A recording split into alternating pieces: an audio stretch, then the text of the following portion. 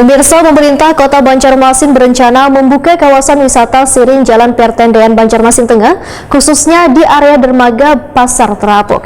Namun sebelum dibuka nantinya akan dilakukan simulasi terlebih dahulu untuk mendukung roda perekonomian Pasar Terapung di area dermaga Siring Pertendean Banjarmasin. Pemerintah Kota Banjarmasin berencana membuka kawasan wisata Siring Jalan Pertendean Banjarmasin Tengah, khususnya di daerah dermaga Pasar Terapung.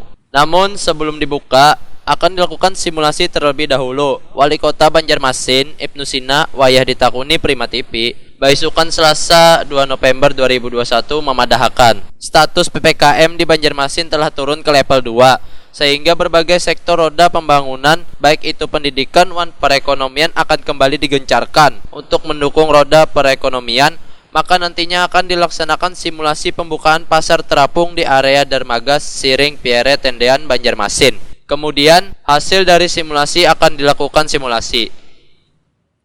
Tadi pagi saya sudah perintahkan Dinas Kebudayaan untuk rapat lintas sektor untuk mempersiapkan minggu depan lah paling tidak kita sudah buka sesuai dengan amanat dari Inmendagri 54 tentang PPKM level 2 itu bisa sampai 50%, tapi memang harus dipersiapkan dengan sebaik-baiknya.